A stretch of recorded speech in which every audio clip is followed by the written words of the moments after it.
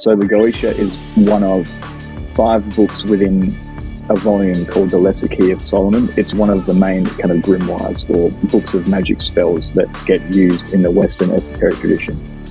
It's not all demonic. There's some stuff about angels in there as well, but this particular volume or book within the Goetia is all about summoning demons. And the mythos behind that is that King Solomon summoned demons to help him build the temple. He had a magic ring. And so the justification for it in medieval times, when Christianity was still very much the dominant paradigm, was if you can control demons under the authority of God, you can do them for good things, but then all of the things that the demons of the Goetia can do for you are sinful. So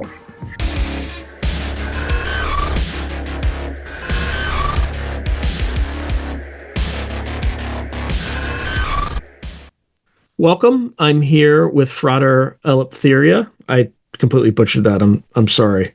And I know that there's there's a very long history behind the taking of that name. Frater, as you mentioned, I think in one of your videos, means brother. And then I'm not sure what language though. Like Old English or something? It's Greek. It's a Greek word meaning freedom or liberty. Oh, okay, that makes sense. But it's also, well, Eletheria. Frater is like fraternal. It makes sense from brother.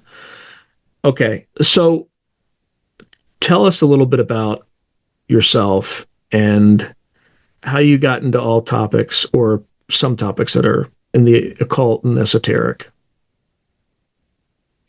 Sure. So, yeah. As you introduced me, I'm Frater Eleftheria. It's the name I use for my content creation purposes, for my magical purposes.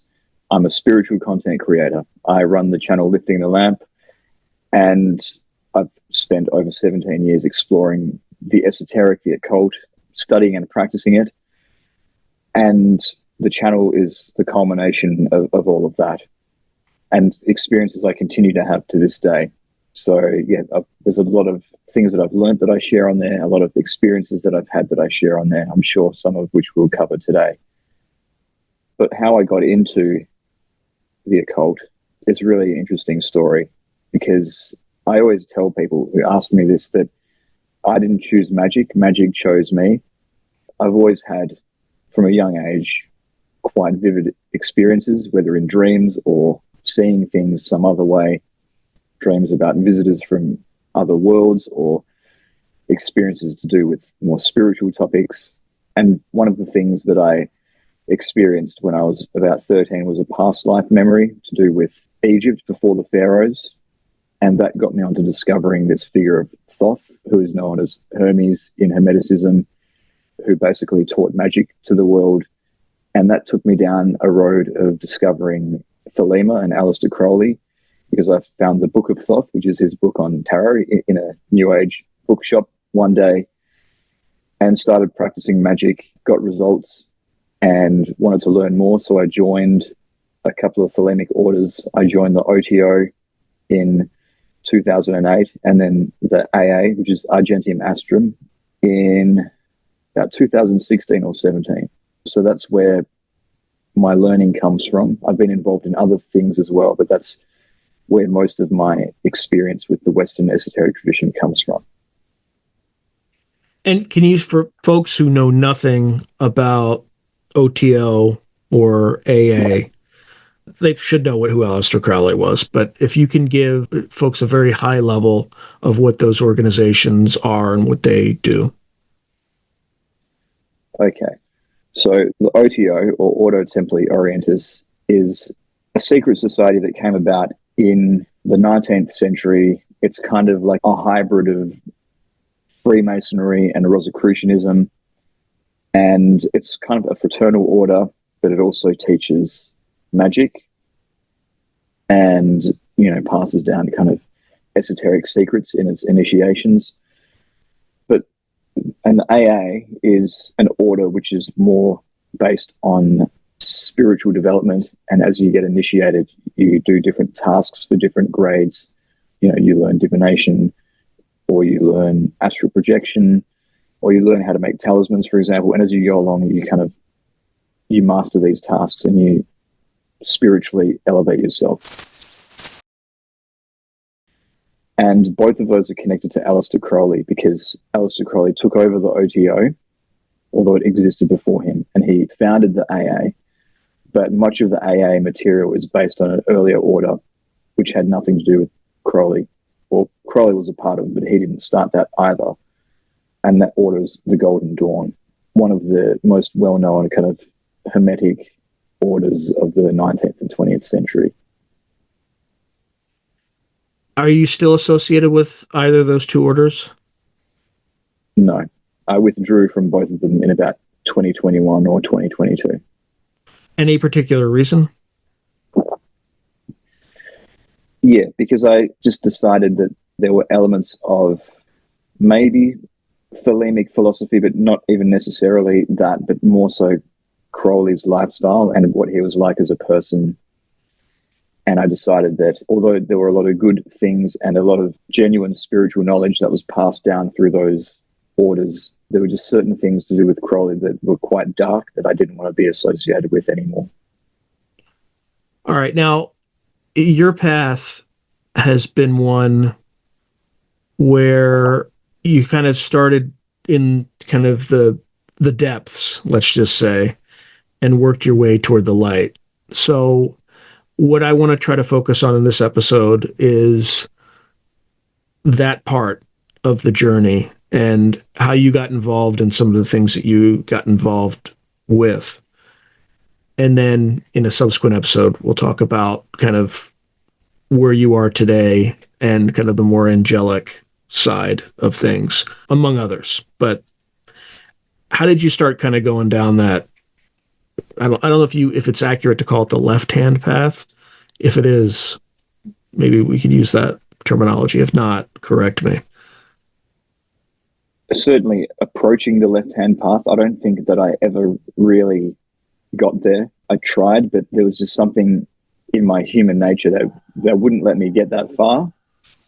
But yeah, certainly there's been things that have been a feature of my path that have incorporated more of the darker side that I've explored. And so I guess I didn't start out looking for something dark or antinomian, to use the left-hand path terminology. But when I was about 17, I was raised a Catholic, and the way that religion was presented to me was quite suppressive, I found, and quite authoritarian.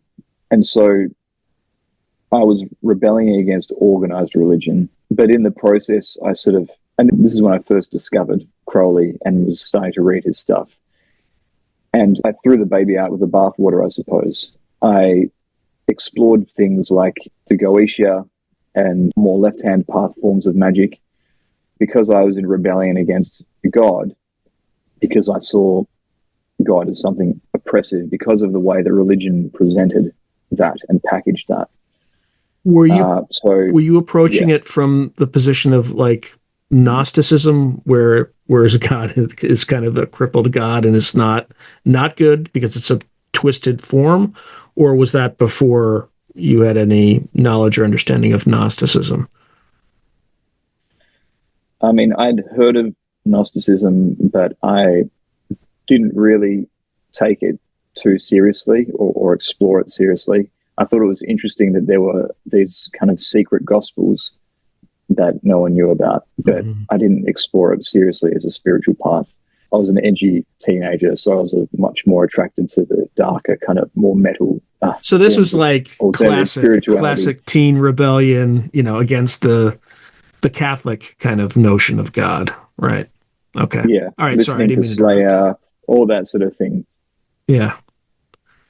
Okay. So you kind of started from that rebellious thread, let's call it. I don't want you to give too much away because I don't want other people doing this kind of stuff. And I understand. And you also have some hesitance talking about it, but what were some of the first steps? And then how did that progress to a point where, let's just start slowly and then build to the point at which you made a decision that this was not the right way to go. And again, I'm not coming at it from any judgment. I still have that Catholic in me where some of the demonic terrifies me. I'm not afraid of very many things. I'm not afraid of any man, but I'm not afraid of, if there were interdimensional beings, extraterrestrials land in my bedroom, that would not scare me, but demons scare me. So anyway, that's a little bit too much information, but what path did you go down and how did it start?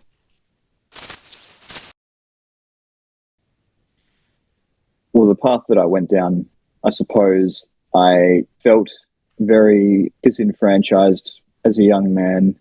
And I felt like there were things that I wanted that I couldn't get, that were out of reach for me. And I felt that this path of following the church had kind of held me back, been one of the things that had been holding me back from reaching the goals that I wanted.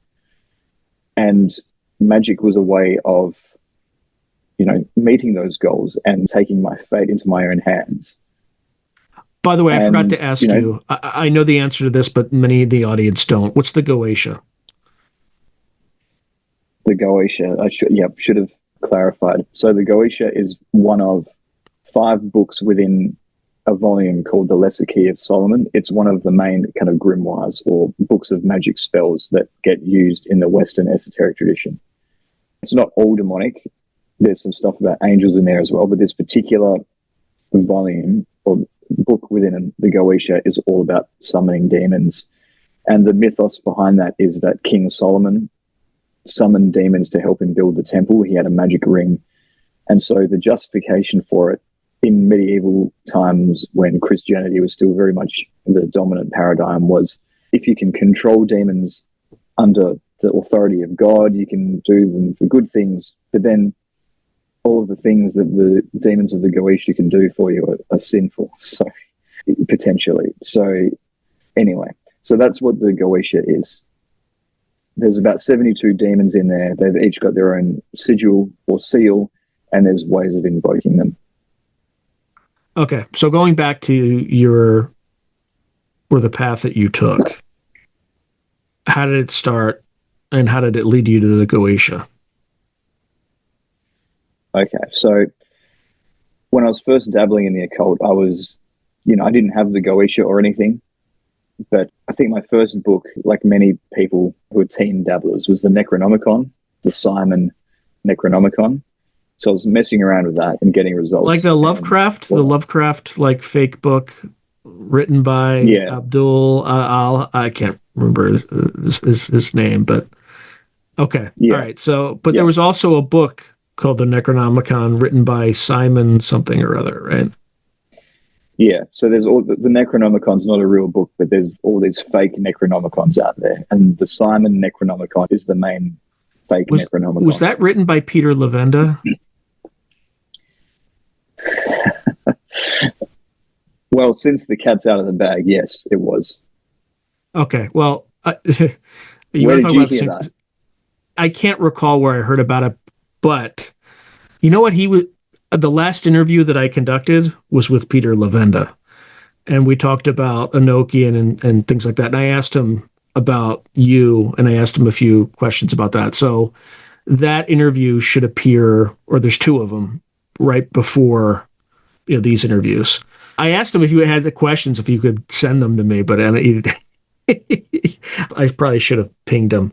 But we had a really interesting discussion about the evolution of the Enochian language, as well as the Zohar, all sorts of esoteric stuff. I had heard the rumor that he had written that particular book, but anyway, these synchronicities happen to me constantly. And the fact that you mentioned the book, I made the connection, and yes, I just talked to him last week in the last interview, are pretty straight down the middle for me. This stuff happens all the time to me. Anyway, continue. I didn't even mean to mess with your thread. No, all good. So the Necronomicon was my introduction to magic and invocation and invoking spirits to do things for me.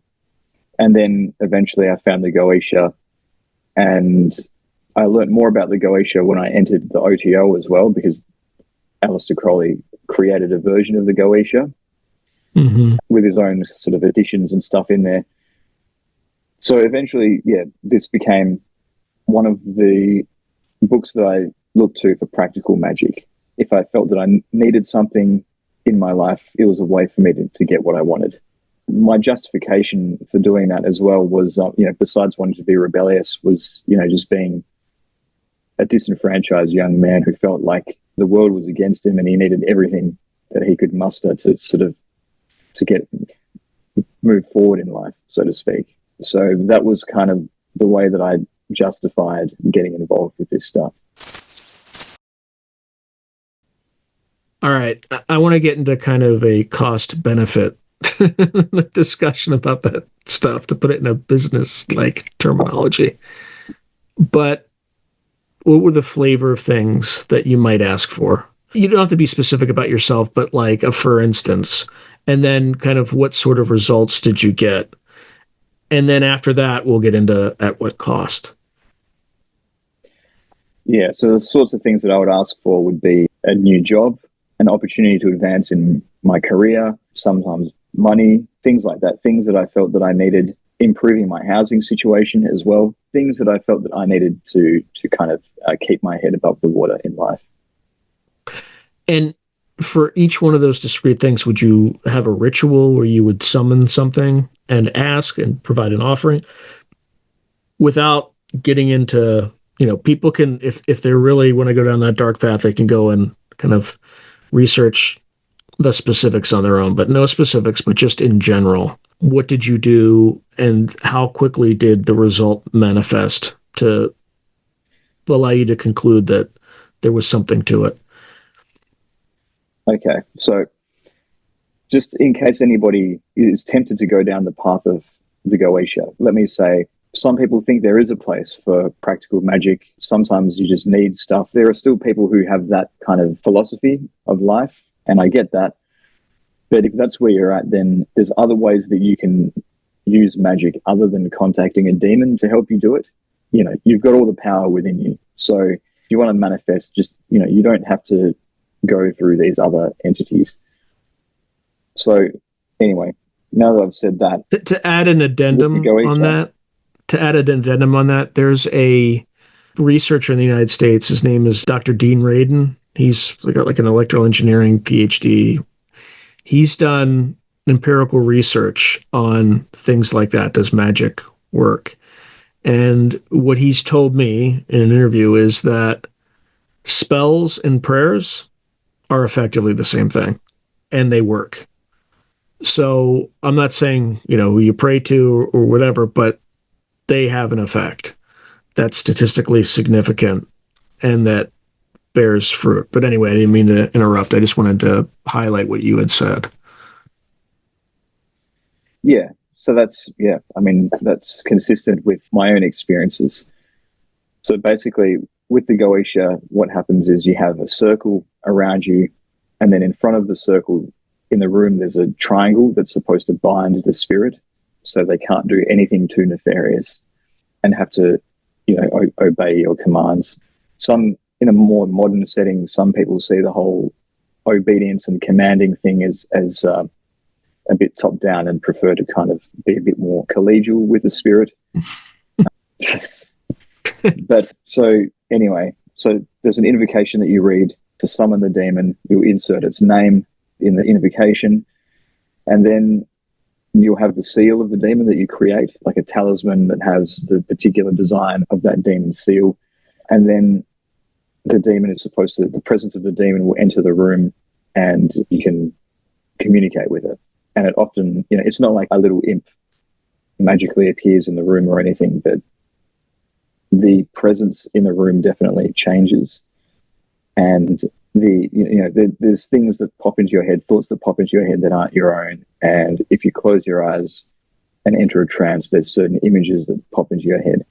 So it creates a kind of altered state. It creates a magical space.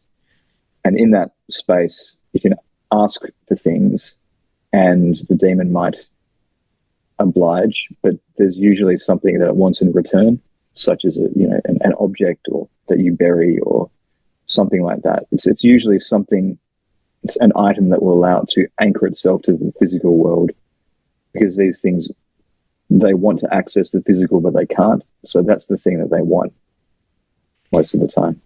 How do you know what they want? Well, they tell you.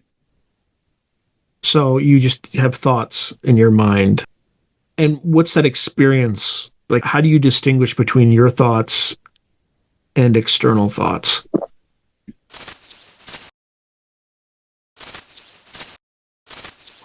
To advertise on Through a Glass Darkly, email throughaglassdarkly@gmail.com. Yeah, well, it can be tricky to do that. But if it's...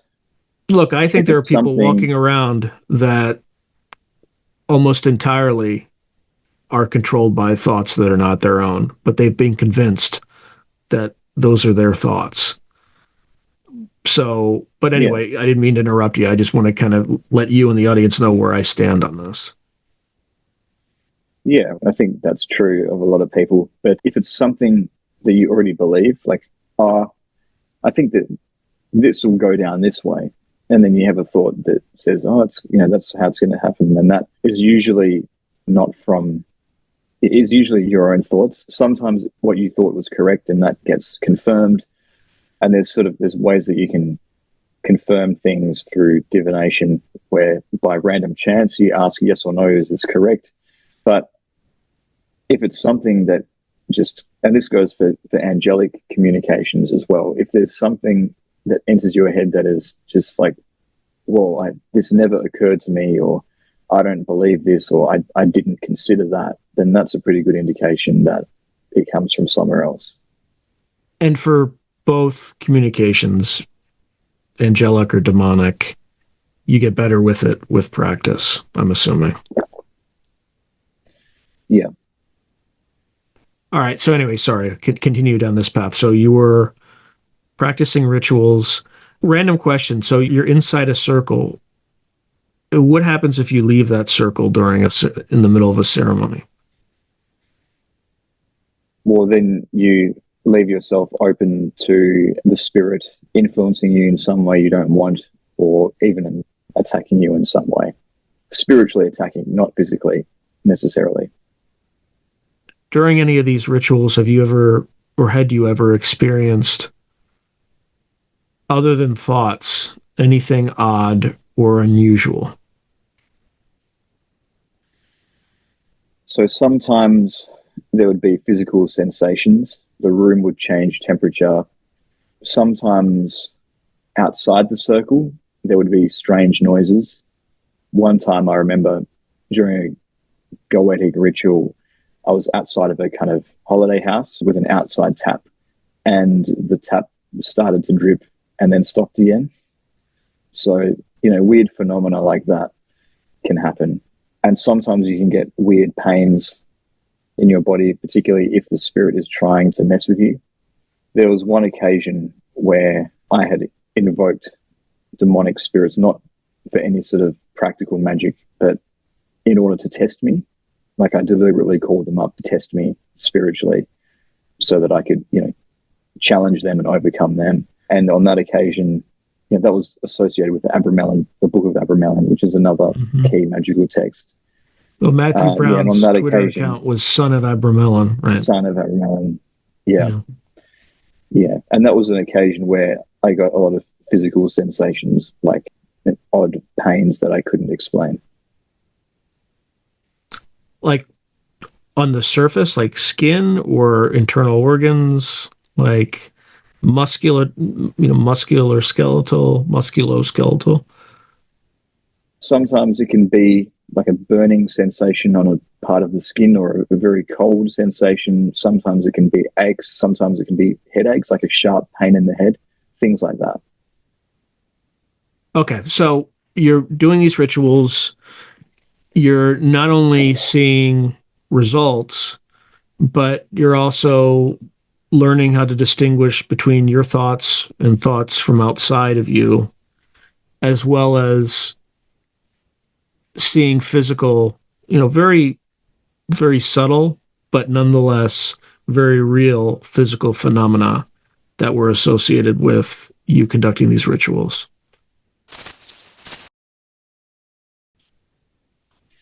Yeah. What I will say, though, is I never had like a manifestation in front of me in any of these particular rituals, something physically appearing in front of me. I never experienced anything like that. Does that happen, or has that been known to happen to people? I've read maybe one or two accounts. Yeah, really one serious one that I've heard of where there was some kind of weird light in the room that was changing shape and sort of staying in the room. But it's, yeah, I don't know of any person that I've met personally who has had that happen to them. I don't know what the source of this is, but are you familiar with the skull experiment in the UK? No. Well, I'll just be very quick because the audience has heard this a million times. But back in the 90s, might have been late 80s as well, there was a group of folks in England, in Scole, Scole, that ran a circle, so conducted a series of seances. And they started getting results, first kind of poltergeist sort of activity. And then it progressed to disembodied voices. And this was done over a number of years, and it was a pretty stable circle once they got the right number of people. And toward the end, it kind of got a little bit out of control. There were kind of beings manifesting from one of them they called Mr. Blue. There's you could find it on YouTube. There's videos that they recorded of this entity kind of stepping into their reality. They would ask questions, and sometimes before they asked the question, they would get an answer to what that question was. So, this stuff is very real, and I think they had to shut down the experiment because it started getting out of hand. Things started coming through that they couldn't control. So, I think people are playing with a real phenomenon. I can't even begin to understand what it is at this point, but I think there's a little bit of truth in what everybody is kind of reported experiencing. But I think firmly deciding on what any of this is will limit your ability to process and know a little bit more. And I think experiential knowledge probably trumps conventional, well, I shouldn't say trumps conventional wisdom, but people who have experience are probably better sources of some of the knowledge as opposed to people who have absolutely no experience. But anyway, you start conducting these rituals, you start getting results, you're getting thoughts that are not your own, you're able to distinguish them, you're seeing physical phenomena. What's the progression look like over what time period? Yeah, so what I've described so far is what happens in the ritual. And then if I ask for something, it will usually be within a few weeks that it manifests, that situation will come about in my life. And at that point in time, the spirit starts to expect what it asks for in return. And if you spend too long not giving it that, then it starts to mess with you. Then it's, contractually you've given it a reason and a justification to start messing with your life. So that's when glasses start to smash in the house and lights start to turn off, and you have bad luck in life until you do the thing that you said that you would, and then that's kind of the end of the transaction. But what sort of things do they ask for?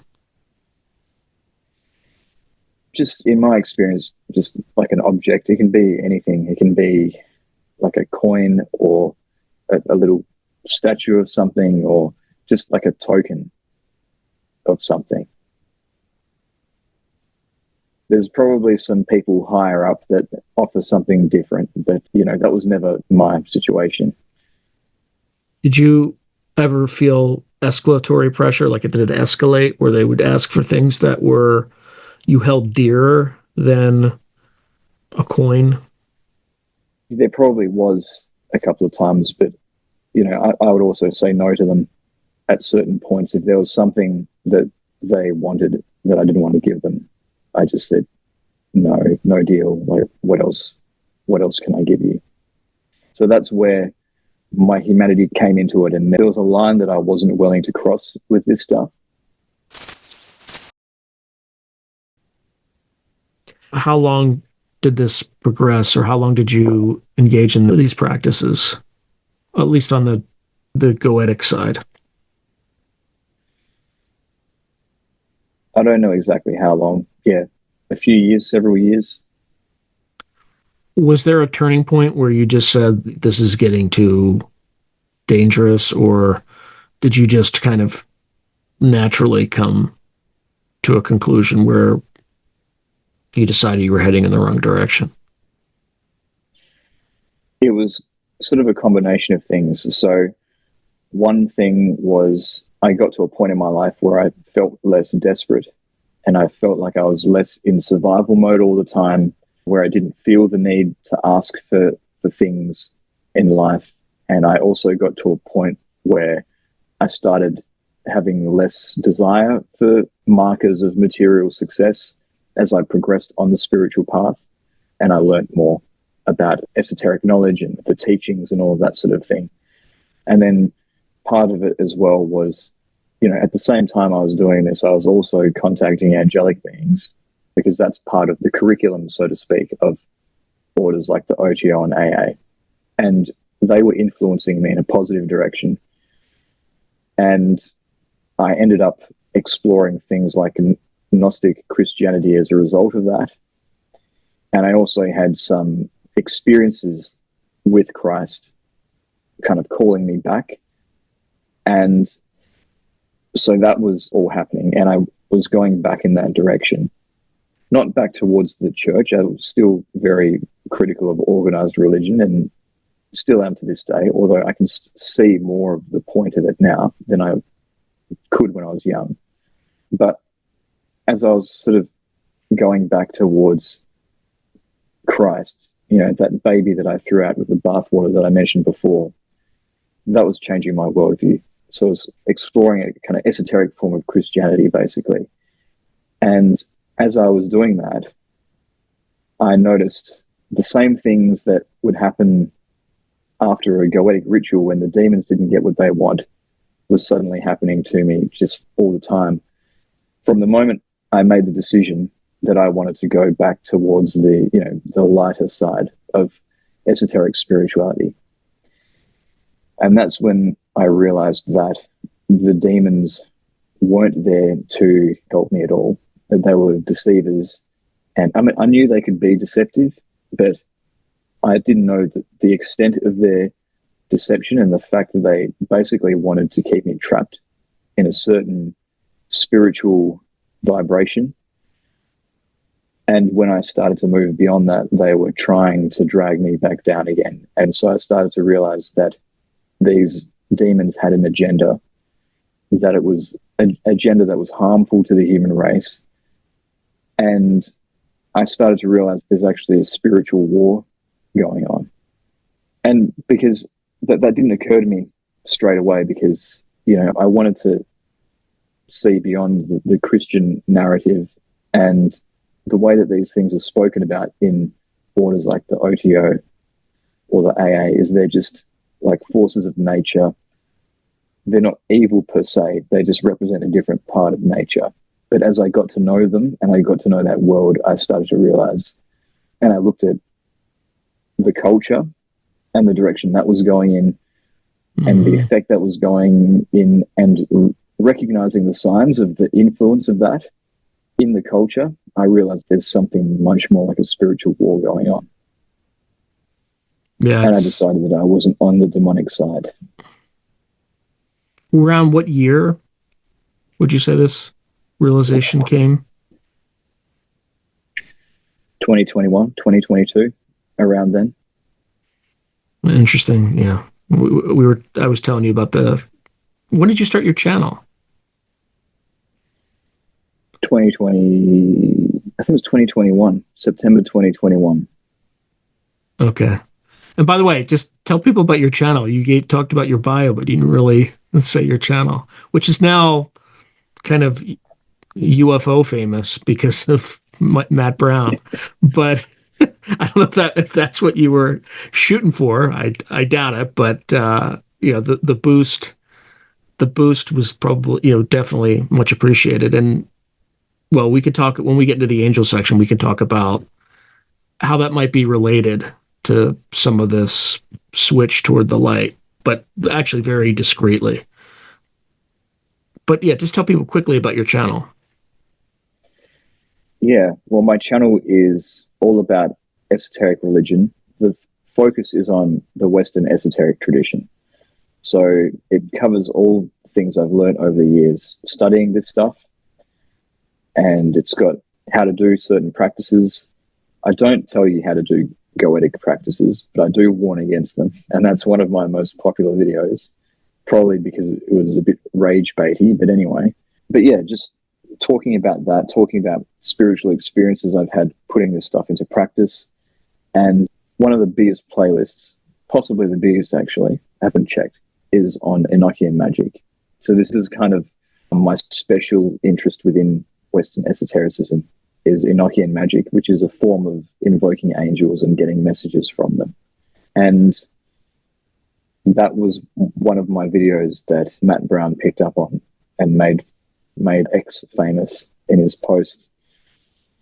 So yeah, that's what I go on into, and I sort of cover my own spiritual journey along the way, and give people little glimpses into my own story along the way, and where I think all of this is heading, why I've been given access to this knowledge, and what I think I need to use it for in the future. Now, when you walked away from these Goetic practices, I think you noted that things got worse for a little bit. Why was that? Was it just, and I think you implied it was because that side stopped helping you. Was there any more kind of active part to that where they started kind of out of spite or whatever, kind of making things harder on you?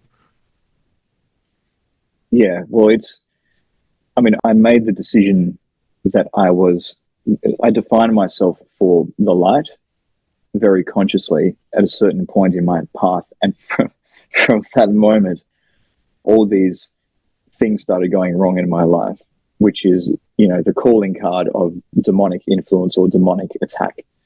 So I think what they were upset about was that I didn't need them anymore, and that I had no beef with them, but from their point of view, I had switched sides.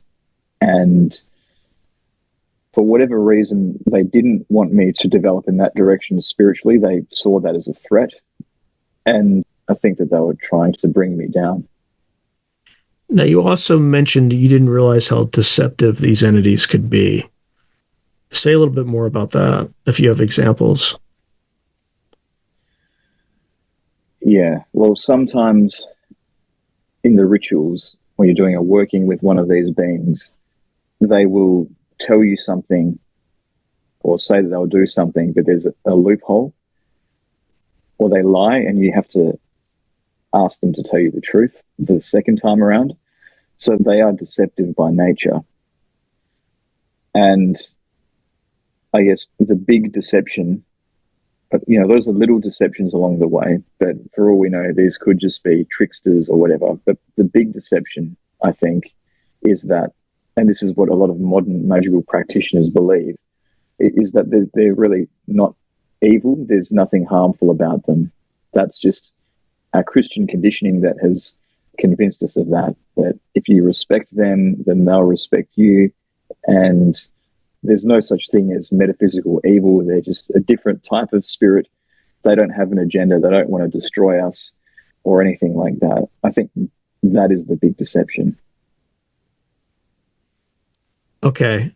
Now, I think what we're going to do right now is end the episode here, and then we'll get into your path toward the light and what that looked like, as well as another question I'm going to want to ask you is, why, as a member of the U.S. intelligence community, interested in this channel. At the time, you probably, I don't know, 20,000 subscribers. You're much bigger than that now after. But why were they posting about this? I mean, I would call my channel an obscure channel, given how slowly it grows on YouTube. So why would the U.S. intelligence community be interested in a small channel? So we're going to get into that. But any final? I have an answer. But I can help. I can. Yeah. We both can. Well, it'll be the speculative part of the episode. But with that, any final words for the audience, including warnings? I'd like to give, warnings, but also perhaps reassurances, because, I started off in the sort of traditional Catholic world. I ended up playing with these, darker forms of magic, and where I've landed now is kind of, somewhere that's not black and white. Like, I think that there's certain forms of magic, like anything working with demons, which people should avoid. But I don't think that all magic or all occultism is demonic. There's, this is another current of spirituality in the Western world, other than the church, which has existed for thousands of years, has a different approach to trying to understand the divine. And there's some positive things in there as well. So, I would caution people against being fundamentalists and just saying, anything that isn't going to church every Sunday is demonic. But also there is some stuff within the occult that can really mess up your life. So just practice that discernment. One last question for you. Do you have any colleagues who are engaging in similar practices that went down that dark path that kind of careened into ruin? Yeah, I do. I haven't been in contact with them for years, but yeah, people who were into that darker side of it, and they ended up burning all their bridges and, didn't end up in the best place in life. All right. Well, thank you very much. It was an absolute pleasure, and I'm eager to talk to you about the good stuff in the next episode. As am I. Thanks. If you enjoyed today's video, please hit like and subscribe, and also hit the notification button so you can be notified whenever I post new content. Thank you. Now, if you're enjoying the channel and you want to support it, there are several things you can do. In fact, there are 5 things you can do. The first thing you can do is just buy my books. I got plenty of books out in the market right now, and I would prefer that folks buy a book rather than giving me direct support, because they get something out of it. They get a real tangible product. The second way you can support me is by becoming a member on YouTube or becoming a patron on Patreon. And just go to either site and it'll explain everything.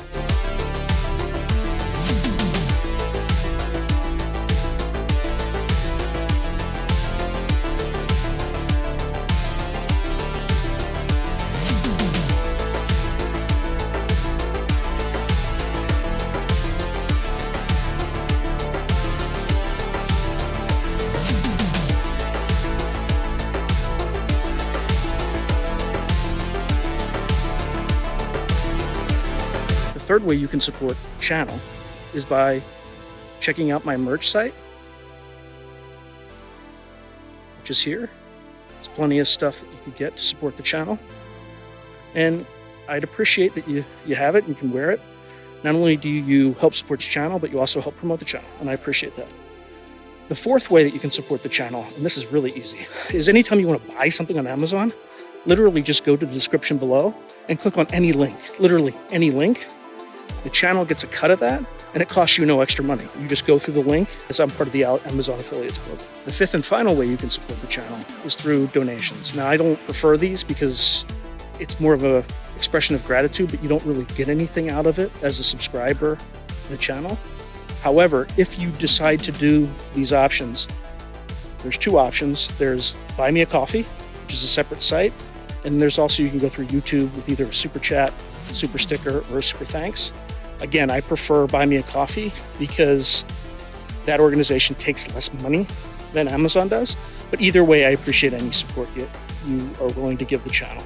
So thank you very much, and keep watching. I really appreciate it.